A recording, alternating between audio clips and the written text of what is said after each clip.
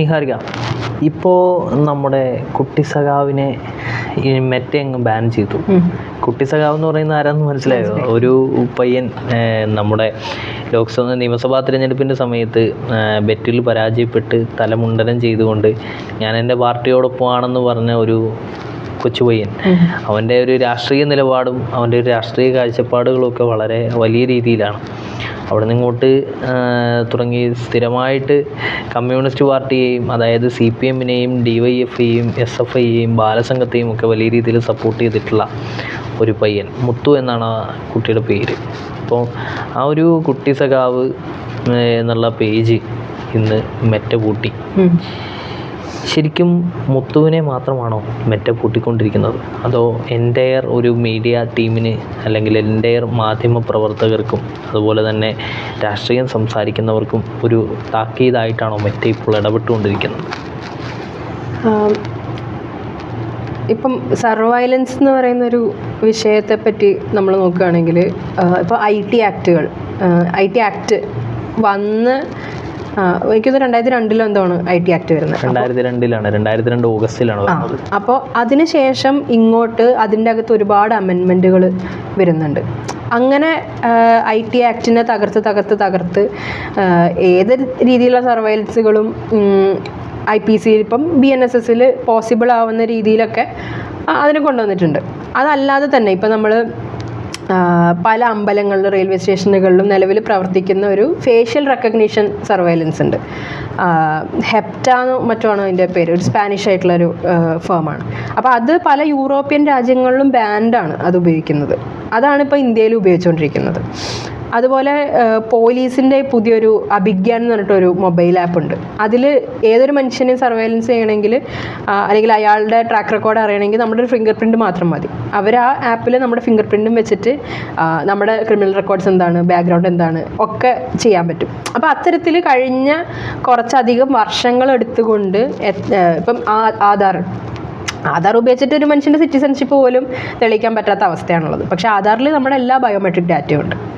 അപ്പോൾ ഈ രീതിയിൽ എല്ലാ മനുഷ്യന്മാരും ഈ ലോകത്ത് അല്ലെങ്കിൽ ഈ രാജ്യത്തിൻ്റെ അകത്ത് എന്താണ്, എവിടെയാണ്, എന്തൊക്കെയാണ് അവർ ചെയ്തുകൊണ്ടിരിക്കുന്നത് എന്ന് ടാപ്പ് ചെയ്തുകൊണ്ടിരിക്കുന്ന അത് ലോകവ്യാപകമായി നടക്കുന്നൊരു കാര്യമാണ്. അപ്പോൾ അതിൻ്റെ ഒരു തുടർച്ചയിൽ വേണം നമ്മൾ ഇപ്പോൾ കുട്ടി സഖാവിന് സംഭവിച്ചത് മനസ്സിലാക്കാൻ വേണ്ടിയിട്ട്. അതുപോലെ തന്നെ കേരളത്തിലെ മറ്റ് മാധ്യമങ്ങളിലും ഇവിടുത്തെ സർക്കാരിനെ പ്രതിഷേധിച്ചുകൊണ്ടുള്ള പല വാർത്തകളും പിൻവലിപ്പിക്കപ്പെടുന്നുണ്ട്. ഇത് തന്നെ മറ്റ് സംസ്ഥാനങ്ങളിലും നടന്നുകൊണ്ടിരിക്കുന്നുണ്ട്. അപ്പം ഇത്തരത്തിൽ ഒരുപാട് വിഷയങ്ങൾ നമ്മൾ മുന്നിൽ കാണുന്ന സമയത്ത് മനസ്സിലാക്കേണ്ട ഒരു പ്രധാനപ്പെട്ട കാര്യം എന്ന് ഞാൻ മനസ്സിലാക്കുന്നത്, നിലവിലെ സംവിധാനം പേടിച്ചിട്ടാണുള്ളത്. ഇപ്പം ജന്തർ മന്ദറിൽ പോലും അവർ മെറ്റാ ക്ലാസ്സസിന് സമാനമായിട്ടുള്ള ക്ലാസ്സസ് ഉപയോഗിച്ചുകൊണ്ടാണ് അവിടുത്തെ വിദ്യാർത്ഥികളെ വീഡിയോ എടുക്കുന്നുണ്ടായിരുന്നത്. അപ്പം ആ രീതിയിൽ നമ്മുടെ ഓരോ നീക്കത്തെയും ജനങ്ങളുടെ ഭാഗത്തു നിന്നുണ്ടാവുന്ന ശബ്ദത്തെ ഒക്കെ ഭയപ്പെടുന്ന സംവിധാനങ്ങൾ ആണ് നിലവിലിവിടെ ഉള്ളത് എന്നുള്ളൊരു പ്രതീക്ഷയുടെ കോണിൽ വേണം ഇതിനെ കാണാൻ. ഇപ്പം കുട്ടി സഖാവിൻ്റെ കാര്യം തന്നെ പറയുകയാണെങ്കിൽ അവൻ അവസാനം പറഞ്ഞത് ചെങ്കൊടി മനസ്സിനകത്താണ്, നമ്മൾ ഇനിയും വീഡിയോ ഇറക്കും എന്നുള്ളതാണ്. അപ്പം മെറ്റ ഈ പറയുന്ന പോലെ ലോകവ്യാപകമായി അത് ചെയ്തുകൊണ്ടിരിക്കുന്ന അതേ പണി തന്നെ ഇന്ത്യയിലും ചെയ്യുന്നു. ഇവിടെയുള്ള ഭരണവർഗങ്ങൾക്ക്, ഇവിടെയുള്ള ഭരിക്കപ്പെടുന്ന വർഗങ്ങളെ എത്തരത്തിലൊക്കെ അടിച്ചമർത്തണോ അതിനുള്ള എല്ലാ സർവീസുകളും സംവിധാനങ്ങളും ഒക്കെ അത് നടത്തി കൊടുക്കുന്നു. അത് എല്ലാ കാലത്തും ഉണ്ട്. ഇപ്പം പലസ്തീനിൽ സംഭവിച്ചത് നമുക്കറിയാവുന്നതാണ്. പലസ്തീനോളം സർവേൽ ചെയ്യപ്പെടുന്ന ഒരു രാജ്യം വേറെ ഉണ്ടാവില്ല. അപ്പോൾ അവിടെ നിന്ന് പക്ഷേ പ്രതിഷേധങ്ങളുടെയും ഇപ്പം തൂഫാനുൽ അക്സ ഉണ്ടായി, അതുപോലെയുള്ള കാര്യങ്ങൾ സംഭവിച്ചുകൊണ്ടിരിക്കുന്നുണ്ട്. അപ്പം നമ്മൾ സർവൈലൻസ് എന്ന് പറയുന്ന സമയത്ത് അതിൻ്റെ വിവിധ എല്ലാ ആസ്പെക്റ്റുകളും മനസ്സിലാക്കുന്നുണ്ട്. ഒപ്പം തന്നെ ഒരു തരത്തിലും പ്രതീക്ഷ കൈവിടാതെ മുന്നോട്ട് പോകാനുള്ള കാര്യങ്ങൾ അതിൽ നിന്ന് തന്നെ കണ്ടെത്തണം എന്നുള്ളതാണ് ഞാൻ മനസ്സിലാക്കുന്നത്. ഇപ്പോൾ ഈ VD സതീശൻ എടുത്തിട്ടുള്ളൊരു സംഭവമുണ്ട്. അതായത് പിണറായി വിജയൻ്റെ 10 വർഷത്തെ ഭരണകാലത്തിൽ പിണറായി ഏകാധിപതിയായിരുന്നു, പിണറായി ഒരു ഏകാധിപത്യം പേറുന്ന ആളായിരുന്നു എന്ന് പറഞ്ഞ് പിണറായി വിജയൻ്റെ ന്യൂനതകളെ അല്ലെങ്കിൽ പിണറായി വിജയൻ്റെ ചെയ്തികളെ പ്രവൃത്തികളെയൊക്കെ ചൂണ്ടിക്കാട്ടി അയാൾ ഒരു ഏകാധിപതിയാണ് എന്നുള്ളത് പറഞ്ഞു വെച്ചിട്ട് നമ്മുടെ മുഖ്യമന്ത്രി ആയി വി.ഡി. സതീശൻ വരുന്നു. വി.ഡി. സതീശൻ വന്ന ആദ്യത്തെ ദിവസം ഒരു പൂക്കിച്ചിരി അങ്ങ് ചിരിച്ചതോട് കൂടിയിട്ട് ജനകീയനായി എന്നുള്ളൊരു പ്രചരണം, അതായത് അതിലും ഇവിടെ കൃത്യമായിട്ട് നമ്മുടെ ഇവിടുത്തെ മാധ്യമങ്ങൾക്ക് വല്ലാതെ പങ്കുണ്ട്. ഓൺലൈൻ മാധ്യമങ്ങൾ, കൂനുമേൽ കുരുപോലെ വളർന്നുകൊണ്ടിരിക്കുന്ന ഓൺലൈൻ മാധ്യമങ്ങൾക്ക് വല്ലാതെ പങ്കുണ്ട്. അവരെ വെച്ചിട്ട് PR ചെയ്തുകൊണ്ട് വി.ഡി. സതീശൻ ഒരു ജനകീയനാണെന്നുള്ളൊരു ചിന്താഗതി വളർത്തിയെടുത്തതിന് ശേഷം കഴിഞ്ഞ ദിവസം വി.ഡി. സതീശൻ്റെ പേഴ്സണൽ സ്റ്റാഫുകളിൽപ്പെട്ട ഒരാൾ MDMA കേസിൽ അറസ്റ്റിലാവുന്നു. ഓപ്പറേഷൻ തൂഫാനുമായിട്ട് ബന്ധപ്പെട്ട് തന്നെ അറസ്റ്റിലാവുന്നു. അതായത് ഇതേ സർക്കാർ കൊണ്ടുവന്ന പദ്ധതിയുമായിട്ട് ബന്ധപ്പെട്ടുകൊണ്ട് ഇതേ സർക്കാരിൻ്റെ ഒരു ഭാഗമായിട്ടുള്ള ഒരാൾ അറസ്റ്റ് ചെയ്യപ്പെടുന്നു. ഈ വാർത്ത കേരളത്തിലെ ഒരു പ്രമുഖ മാധ്യമം അങ്ങ് വാർത്ത കൊടുക്കുന്നു. സ്വാഭാവികമായിട്ടും അതിനെ കലാപാഹ്വാനത്തിനുള്ള ശ്രമമാണ് എന്ന് പറഞ്ഞു വെച്ചുകൊണ്ട് അതിനെ റിമൂവ് ചെയ്യുന്നു. അതായത് അതിലെന്ത് കലാപാഹ്വാനമാണ് എന്നുള്ളത് സ്വാഭാവികമായിട്ട് ഒരു സംഭവം ഉണ്ടാകുമ്പോൾ, ഒരു സർക്കാരിൻ്റെ ഭാഗത്തു നിന്നുള്ള ഒരാളുണ്ടാകുമ്പോൾ സ്വാഭാവികമായിട്ട് അത് റിപ്പോർട്ട് ചെയ്യൂലേ. ആ റിപ്പോർട്ട് ചെയ്തതിനെ എന്താണ് പറഞ്ഞു വെക്കുന്നത്, കലാപാഹ്വാനം എന്നാണ് പറയുന്നത്. ഇതേ കാലയളവിൽ തന്നെ ഞാൻ കഴിഞ്ഞ ദിവസവും പറഞ്ഞതാണ്, ഏറ്റവും ഹീനമായിട്ടുള്ള രീതിയിലും ഏറ്റവും നികൃഷ്ടമായിട്ടുള്ള ഭാഷയിലും നമ്മുടെ യുവാക്കളെ അധിക്ഷേപിച്ച ഒരു സംഘപരിവാർ സൈദ്ധാന്തികനായിട്ടുള്ള TG മോഹൻദാസിൻ്റെ കാര്യത്തിൽ 11 ദിവസങ്ങൾക്ക് ശേഷം അറസ്റ്റ് വരുന്നു. ഈ 11 ദിവസം കഴിഞ്ഞിട്ടും TG മോഹൻദാസിനെ അറസ്റ്റ് ചെയ്തിട്ടും ഇന്നും ആ കണ്ടന്റ് യൂട്യൂബിൽ നിന്നും നീക്കം ചെയ്തിട്ടില്ല. അപ്പോൾ ഒരു ഭാഗത്ത് ഈ സർക്കാർ തങ്ങൾക്കെതിരായിട്ട് വരുന്ന ശബ്ദങ്ങളെ ഏകാധിപത്യപരമായിട്ട് സമീപിക്കുന്നു, മറ്റൊരു ഭാഗത്ത് സംഘപരിവാറിനോട് മൃദു സമീപനം കാണിക്കുന്നു. അത് ഈ പറയുന്ന മെറ്റ ഉപയോഗിച്ചിട്ടുള്ളത് അടക്കം ആ രീതിയിലാണ് എനിക്ക് തോന്നിയിട്ടുള്ളത്. നമ്മൾ ഈ ഓപ്പറേഷൻ തൂഫാൻ്റെ കാര്യം എടുക്കുകയാണെങ്കിൽ ഇപ്പം പോലീസ് നിലവിൽ അറസ്റ്റ് ചെയ്തിട്ടുള്ള ഭൂരിഭാഗം ആളുകളും ഒന്നെങ്കിൽ അവർ ഡ്രഗ് യൂസേഴ്സാണ്, അല്ലെങ്കിൽ ചെറിയ ലെവൽ പെഡ്ലിംഗ് നടത്തുന്ന ആൾക്കാരാണ്. അതിൻ്റെ അപ്പുറത്തേക്ക് ഈ സംസ്ഥാനത്തിലേക്ക് എങ്ങനെയാണ് ഡ്രഗ് വരുന്നത്, പോകുന്നത്, ഏത് വഴിക്കാണ്, കാര്യങ്ങളൊന്നും പോലീസിനോ അല്ലെങ്കിൽ ഇവിടുത്തെ ഭരണ സംവിധാനങ്ങൾക്കോ അറിയാനല്ല. അതുകൊണ്ടാണല്ലോ ഈ പറയുന്ന സോഷ്യൽ മീഡിയ കോർഡിനേറ്റർ അല്ലേ, സോഷ്യൽ മീഡിയ മാനേജറായിരുന്നു. അപ്പോൾ പുള്ളിക്കടക്കം എന്തായാലും ഇവരുടെയൊക്കെ ഫോണുകൾ പരസ്പരം ടേപ്പ്ഡാണ്. കാരണം കൂടെ നിൽക്കുന്ന ആൾക്കാർ ഒറ്റോ ഇല്ലയോ എന്നൊക്കെ എന്തായാലും അധികാരത്തിലുള്ള ആൾക്കാർ അത്രയും അധികം ശ്രദ്ധിക്കുന്ന കാര്യങ്ങളാണ്. അപ്പം ഈ ഒരു വ്യക്തിയുടെ കയ്യിൽ MDMA ഉപയോഗിക്കുന്ന ആളാണോ അല്ലയോ എന്നൊക്കെയുള്ള അറിയാനുള്ള എല്ലാ സംവിധാനങ്ങളും പോലീസിൻ്റെ ഭാഗത്തുണ്ട്, അല്ലെങ്കിൽ ഇവിടുത്തെ സർവൈലൻസ് സിസ്റ്റത്തിൻ്റെ ഭാഗത്തുണ്ട്. അപ്പം അത് അറിഞ്ഞുകൊണ്ട് പക്ഷേ അത് അങ്ങോട്ടും ഇങ്ങോട്ടുള്ള പിടിവലിൻ്റെ ഇടയിലാണ് ഇപ്പം രമേശ് ചെന്നിത്തല പറഞ്ഞു വി.ഡി. സതീശൻ്റെ അടുത്ത ആളാണെന്നോ അങ്ങനെയൊന്നും ഇല്ല, കേസ് എടുത്ത് കഴിഞ്ഞാൽ മുന്നോട്ട് പോവുക തന്നെ ചെയ്യും എന്നുള്ളത്. അപ്പം രമേശ് ചെന്നിത്തലയും വി.ഡി. സതീശനും തമ്മിൽ കോൺട്രഡിക്ഷൻ ഉണ്ട്. അപ്പോൾ നമ്മൾ ആ ഇലക്ഷൻ മുഖ്യമന്ത്രി സ്ഥാനം തീരുമാനിക്കുന്ന സമയത്ത് കണ്ടിട്ടുള്ളതാണ്.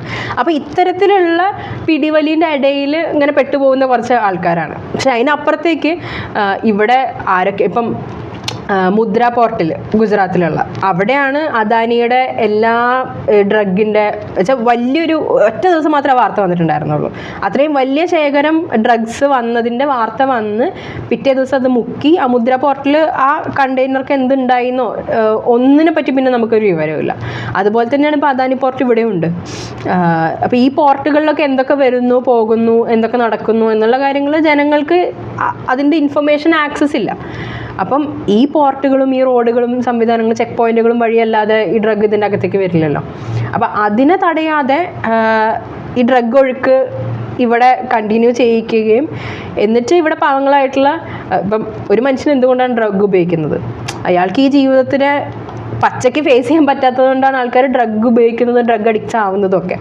അപ്പം അത്തരത്തിലൊരു സാമൂഹ്യ പ്രശ്നത്തിനെ റീഹാബിലിറ്റേഷനിലൂടെയും ബോധവൽക്കരണത്തിലൂടെയും ഒക്കെ മാറ്റുന്നതിന് പകരം ഞാൻ പറയുന്നത് മറ്റേ വാൾ പെയിൻറ് ചെയ്തിട്ട് നോ ഡ്രഗ്സ് എന്ന് പറഞ്ഞിട്ടുള്ള അങ്ങനത്തെ ബോധവൽക്കരണമല്ല.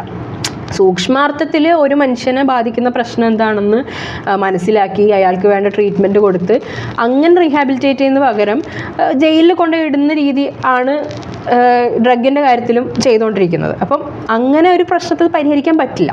അത് ഈ സംവിധാനത്തിനും അറിയാം.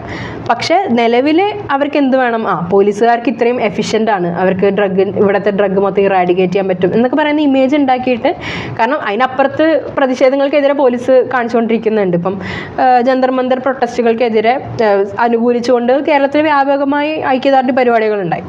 അതിനെതിരെയൊക്കെ വ്യാപകമായി കേസെടുക്കുകയും ചെയ്തു. 5000-ഓളം കേസുകളാണ് എടുത്തത്. അതിലൊരു ഏറ്റവും വലിയൊരു വിരോധാഭാസം എന്ന് പറയുന്നത്, കേരളത്തിന്റെ മുഖ്യമന്ത്രി ഡൽഹിയിൽ പോയിട്ട് ജന്തർ മന്ദറിന് മുൻപിൽ സമരം ചെയ്യുന്ന വിദ്യാർത്ഥികൾക്ക് ഐക്യദാർഢ്യം പറഞ്ഞ് സംസാരിച്ചു. ഏകദേശം 6 സംസ്ഥാനങ്ങളാണ് ജന്തർ മന്ദറിന് മുൻപിൽ സമരം ചെയ്ത വിദ്യാർത്ഥികൾക്കെതിരെ കേസെടുത്തിട്ടുള്ളത്. അതിൽ 5ഉം BJP ഭരിക്കുന്ന സംസ്ഥാനങ്ങളാണ്.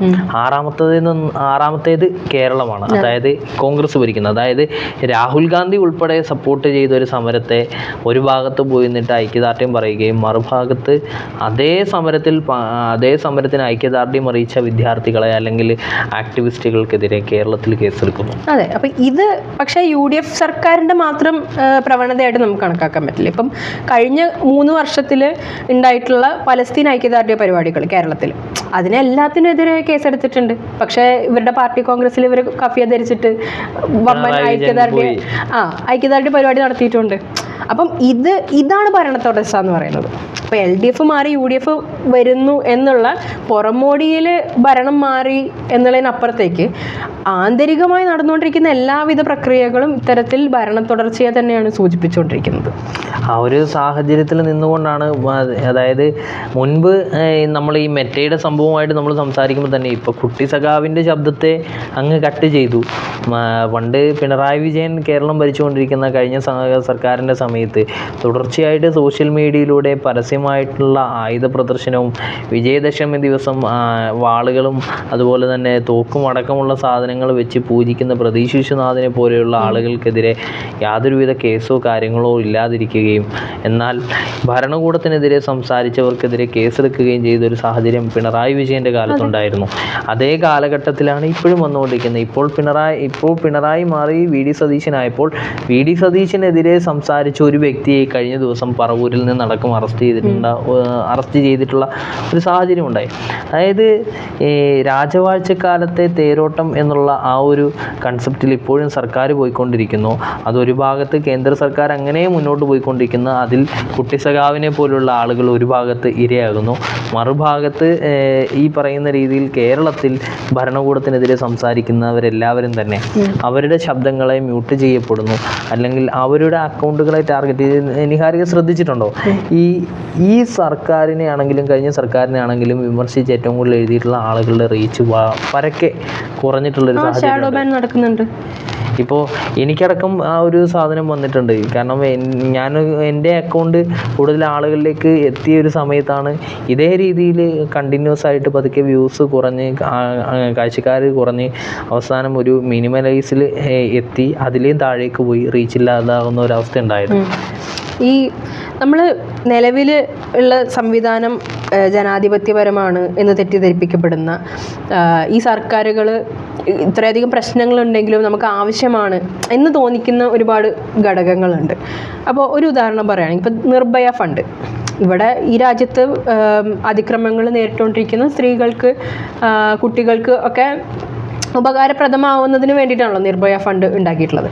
പക്ഷേ ഈ സർവൈലൻസിനുമായി ബന്ധപ്പെട്ടിട്ട് ഈ ഫണ്ടിൻ്റെ കാറ്റഗറി ബൈ കാറ്റഗറി എങ്ങനെയാണ് ഉപയോഗിക്കപ്പെട്ടിട്ടുള്ളത് നോക്കിക്കഴിഞ്ഞ് കഴിഞ്ഞാൽ സ്ത്രീകളെ ഈ ഇത്തരത്തിലുള്ള നിയമപരമായ പ്രശ്നങ്ങൾ സഹായിക്കാനോ അല്ലെങ്കിൽ അവർക്ക് പുതിയൊരു ജീവിതം തുടങ്ങാൻ വേണ്ടിയിട്ട് സഹായിക്കുന്നതിന് അതിന് വേണ്ടിയിട്ട് ഫണ്ട് ഉപയോഗിക്കുന്നതിനേക്കാൾ ഏറ്റവും കൂടുതൽ എന്ന് വെച്ച് കഴിഞ്ഞാൽ നിർഭയ ഫണ്ടിൻ്റെ 50% ഉപയോഗിക്കപ്പെട്ടിട്ടുള്ളത് സർവൈലൻസിന് വേണ്ടിയിട്ടാണ്.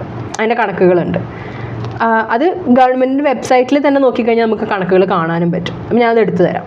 അപ്പം നമ്മൾ നിർഭയ ഫണ്ട് എന്ന് വിചാരിക്കുമ്പോൾ നമ്മൾ വിചാരിക്കും ഈ സംവിധാനം ഈ സർക്കാരൊക്കെ ഉള്ളത് കൊണ്ടാണല്ലോ ഈ സ്ത്രീകൾക്ക് നിർഭയ ഫണ്ട് ഉള്ളത്. പക്ഷെ ആ നിർഭയ ഫണ്ട് ഉപയോഗിച്ചിട്ട് അവർ ഉള്ളിൽ കൂടെ എന്താണ് ചെയ്തുകൊണ്ടിരിക്കുന്നത്. അതുപോലെ നമ്മൾ ഈ സംവിധാനത്തിൻ്റെ അകത്തുള്ള ഏതൊരു വെൽഫെയർ പദ്ധതികൾ എടുത്തു നോക്കിക്കഴിഞ്ഞ് കഴിഞ്ഞാലും ഇത്തരത്തിൽ, അതായത് ഒരു സൈഡിൽ അത് ജനങ്ങളെ ഒരുപാട് കാര്യത്തിൽ സഹായിക്കുന്നുണ്ടാവും. ഇപ്പോൾ റേഷൻ സംവിധാനങ്ങൾ അല്ലെങ്കിൽ ഈ പാർപ്പിട സംവിധാനങ്ങൾ, ഇതൊക്കെ ജനങ്ങളെ ഒരു നിലയ്ക്ക് സഹായിക്കുന്നുണ്ട്. പക്ഷേ ആ ഒരു ചെറിയ സഹായത്തിനെ മറയാക്കിക്കൊണ്ട് ഈ സംവിധാനത്തെ എങ്ങനെ ചൂഷണവും അടിച്ചമർത്തലും ഉള്ളതായിട്ട് നിലനിർത്താം എന്നതിന് വേണ്ടിയിട്ടാണ് ഇത് ഏറ്റവും കൂടുതൽ ഉപയോഗിക്കപ്പെടുന്നത് എന്നുള്ളതാണ്. ഇപ്പം കഴിഞ്ഞ കുറേ വർഷങ്ങളിൽ ഈ ഓരോ സംസ്ഥാനത്തിൻ്റെയും ഓരോ രാജ്യത്തിൻ്റെ മൊത്തവും ആയിട്ടുള്ള വിദ്യാഭ്യാസ ഫണ്ട് വിനിയോഗം കുറഞ്ഞാണ് വന്നിട്ടുള്ളത്. അത്തരത്തിൽ വെൽഫെയർ ആവശ്യങ്ങൾക്ക് വേണ്ടിയിട്ട് ഉപയോഗിക്കുന്ന ഫണ്ടിങ് ഒക്കെ കുറഞ്ഞു വന്നിട്ട് അടിച്ചമർത്തലിന് വേണ്ടിയിട്ടുള്ള ഫണ്ടിങ് കൂടിക്കൊണ്ടിരിക്കുകയാണ് ചെയ്യുന്നത്. അപ്പം നമ്മൾ ഇനിയും ഈ സംവിധാനത്തെ ജനാധിപത്യപരമാണ് എല്ലാം എന്തൊക്കെ പറഞ്ഞാലും എന്നൊക്കെ പറഞ്ഞ് ആശ്വസിക്കാൻ ശ്രമിക്കുന്നതിന് സ്വയം ചോദ്യം ചെയ്യേണ്ട ഒരു കാലഘട്ടമാണ് വന്നുകൊണ്ടിരിക്കുന്നത്.